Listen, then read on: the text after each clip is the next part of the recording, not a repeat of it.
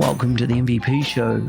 Full show notes for this episode can be found at nz365guy.com/285. Before we chat with today's guest, here's a quick message from our sponsors. Today's show is brought to you by the 90-Day Mentoring Challenge. In 2020, I had the pleasure of mentoring 100 people at the 90-Day Mentoring Challenge, and I'm about to do that again for 2021. If you want to be mentored in the next 90-day challenge, please go to nz365guy.com/mentor. Now, let's get on with the show. Today's MVP is from Metro Manila, the Philippines. She works for Barhead Solutions as a functional consultant. She's currently a first-year MVP. Whenever she's not working, she's also reading non-fiction or planning her next big trip. You can find her on Twitter at Jessica Militar or on her blog. She has which is at jessmilitar.wordpress.com. Welcome to the show, Jessica Militar. Hi, everyone. Hi, this is Jess. So, yep, that's right. I'm a Microsoft MVP in the Philippines, and I work as a functional consultant for Barhead Solutions. So good. So good to have you on the show. Were you the first business app MVP in the Philippines? No, I think it was Paul Saliman. Oh, was Paul the first? Yeah, okay. He was the first one. And then I became an MVP, I think, 2 months later or a month later. Yeah. Mm-hmm. And now, correct me if I'm wrong, is there at least 3 or are there more than 3 MVPs in business applications in the Philippines? Right now, we're only 3. Drizzle, I, and Paul. Awesome. That's so cool. So tell me, before we actually jump into learning about how you became an MVP and your experience in business applications, like what's your secret Jedi skill when it comes to biz apps, because it's such a big product or suite of products nowadays. Tell me a bit about where you come from originally, a bit about your family and what you do when you're not working. I started working at Barhead Solutions 2 years earlier. So it was my first job. And what really got me into Microsoft Business Applications was I became really interested in the Microsoft Business Application Suite. And when I searched for a community here in the Philippines, I couldn't find anyone. So my journey started when I met Paul. We started to create a community here in the Philippines for Microsoft Business Apps. So we started with about 10 people, and now we're close to hitting 1,000 members. Wow. Yeah. Wow. In That's just incredible. a span of maybe almost 2 years, we were able to steadily grow our community here in the Philippines. We started with about just 10 people. Yeah. Wow, that's such a good result. And so do you kind of meet online or do you meet in person? How does it work for you, especially I suppose in the last year with COVID? Before the pandemic, before COVID, we would conduct monthly events. We would at least meet monthly. We aim to have monthly events. But during the pandemic last year and right now, we aim to have monthly events, but digital and virtual events only. Yeah. And how do people get involved in that? We do online events. We use Teams to conduct the events. Nice. Very nice. Very nice. So why do you think, that's a lot of people to grow in such a small time. Is there a lot of people working now in biz apps in the Philippines? Yeah, I think we're growing. I've seen a lot of companies. I've seen a lot of new companies, Microsoft partner companies grow steadily here in the Philippines. I've seen a lot of startups. And most of those companies, like, with your company working for Barhead, you're probably working a lot on projects that are for customers in Australia in Barhead situation or overseas, um, or are you working more on projects that are for companies in the Philippines? Right now, for the last year, I'm heavily involved in a project for Microsoft. But Barhead mainly focuses on projects in Australia. But right now, I'm in a project with Microsoft. Our client is Microsoft. Yeah. Is it Microsoft in the Philippines or Microsoft in Australia? I think it's Microsoft, global Microsoft. Nice. Very cool. Very cool. Um, one question you didn't ask is, what do you do for fun? What do you do when you're not working? Oh, it varies. Most of the time I play with my dog because I can't really go out during the pandemic. Yeah, we're still in lockdown, so most of the time I just play with my dog, read some good books. Yeah, that's what I do, and I try to incorporate more healthy lifestyle changes in my life right now because last year I got sick.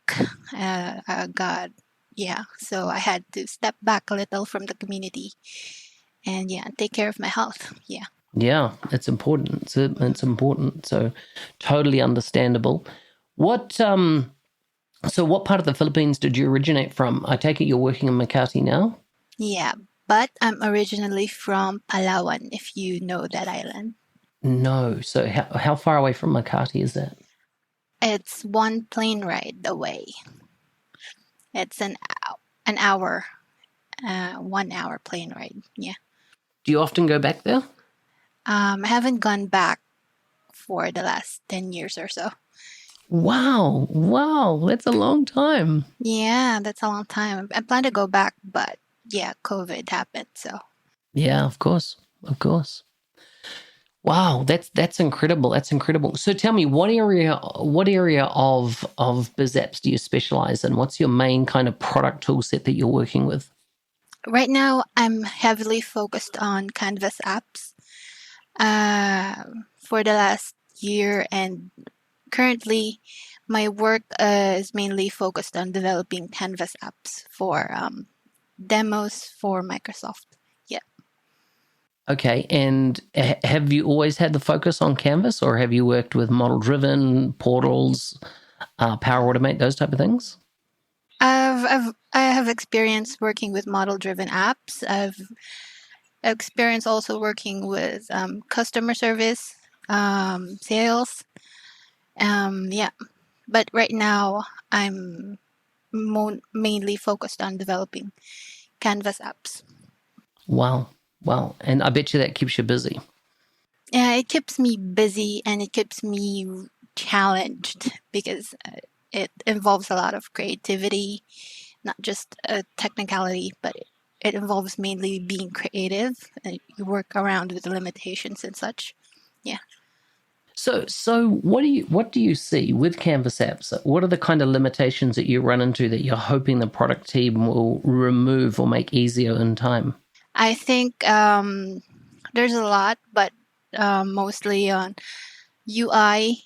I think will benefit more if there's more options for UI customizations. Like right now, my workaround is to create custom SVG images for shapes that are not currently available for Canvas apps. So if um, if they can include more options for UI, that would be really helpful. So what type of things are you doing where you're using SVG graphics or SVG images for? For custom shapes, yeah, for anything that's not available for Canvas, I use SVG. That really helps me a lot. It's really a Yeah, great very tool, good. but yeah, but if Is there anything that Microsoft is releasing in Wave One that's got you interested? Nothing jumps to mind just now. yeah, nothing comes to That's mind right. just now. That's all right. That's all right. I mean, heck, right now we're doing this recording and it's just the eve before Ignite. And so we often Yeah. expect, of course, lots of great new announcements coming out. So that should affect things in the coming days. Have you, with your job before COVID, did you get to travel much with it at all? No, not really, but because I was really just starting out. I just graduated and yeah, I was a junior employee, so not a lot Gotcha, of gotcha, gotcha. yeah. So how did you tell me about your journey to becoming an MVP? How did you get nominated? Who nominated you? Kind of what were you doing at the time that got you through to the MVP program? Yeah. So as I told you, I met Paul and we started this really small community of like 10 people and we would meet monthly. So that really started everything for me. So I realized I enjoyed organizing events, I enjoyed public speaking. So that started it for me. And I, at that time, I was also working with Microsoft MVPs from Barhead, like Andre Margona, if you know him, and I know him Elaine, well. Yep. yeah, Elaine Yu and Natraj, as well as Eliza Benitez. Yep, we were in the same project. Oh, okay. Yeah, so they really inspired me to become an MVP myself. So I would always like look up to them, and I would always get inspired. So that really started it for me, and I saw an opportunity to create a community here in the Philippines, Microsoft Business Applications community here in the Philippines, and I really enjoy that kind of work, like speaking in front of people and organizing events. So that brought me the MVP award. I got nominated by Andre Margana. Ah, okay. He's nominated quite a few people over his career. In fact, I'm not sure, but I think he might have nominated Eliza Benitez back in the day. I'm not sure. No, he used to work for me, and he was part of my team in Melbourne when I had a practice there. So before he went to Barhead, You were in a so lot of places. he was. You said you were in Manila and then you were in Melbourne and now you're Yeah, in well, New so I had Zealand. a team that operated across all the states in Australia, and part of our expansion was into the Philippines because we were also picking up projects in Hong Kong, and so therefore, often staff from the Philippines would go and work in Hong Kong on projects there because I think it's only a 2-hour plane ride from Manila to Hong Kong. I think it's pretty close, either 2 hours or 4 hours. I can't remember. I know I did the flight a few times, but it seemed close. Yeah, it's close. Yeah. So what recommendations do you have for other people wanting to become an MVP? Anything you recommend they do? Any kind of thing that you learnt in your journey to becoming an MVP that you might think would be helpful to others? One is to get involved in the community, and mainly by staying involved and trying new features and helping other people solve their problems. And the second thing is always try to learn something new and find a medium to express that learning process. Um, Also, third advice, I guess, would um, always be yourself and try to find your voice and try to find a medium to express that voice. Well, it's been very interesting talking to you. I think that you definitely have inspired a lot of people with your, the part you've played in the community in Manila. I know that when I was there was no kind of, organized community event. And so I think you've done a fantastic job. Really well done. I always like to finish off my podcast with some quick fire questions. Are you ready for yours? Oh, okay. They're random, right? They're random. They're not necessarily about business. They're just about life. Are you ready? Okay. Yeah. Okay. What's something you did as a child that your parents still tell everybody about how amazing you were? I started reading at age 2. Wow. That is good. Yeah. What's the hardest decision you've ever had to make? Not going through a biopsy. Okay. Wow. I know there's a story there. Would you rather be rich or famous? Rich. I love it. What's one family tradition that you will you want to keep alive in the future? We always come home for Christmas. I like it. If you could have one celebrity best friend, who would it be? Celebrity best friend. Can I say Elon Musk? Oh, I like that. Do you know what? I would say the same thing. Yeah. Yeah, that's very cool. I think he is awesome, totally. In fact, I have just become a customer of SpaceX, as in I paid my deposit on getting Starlink. So, Oh, really? Yeah. So they're going to start rolling it out in New Zealand. So last week I just paid my deposit. So I am so looking forward to get that. All my internet coming from the sky, from space. I think that's awesome. Yeah, I think it's awesome. I hope they do the same here in the Philippines. They offer the same. Yeah. What's the last thing you bought for under $50 that you would buy it again because it's so awesome? I bought a plant pot. I'm starting Wow. to like plants more now. Nice. Like what type of plants? Like indoor plants. Yeah. So you're growing indoor plants. Yeah, because we can't really go out, right? Yeah, So that's so cool. That's so cool. So, and I've got one last question. What's been the hardest thing for you with COVID? For me, with COVID, not really being able to go out as freely as before. Last year when I got sick, it was really hard to get to a hospital or even get a bed at a hospital.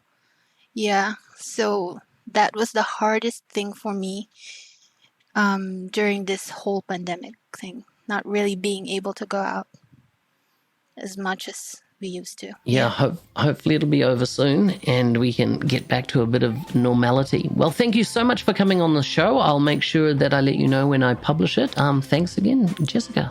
Thank you, Mark, for having me.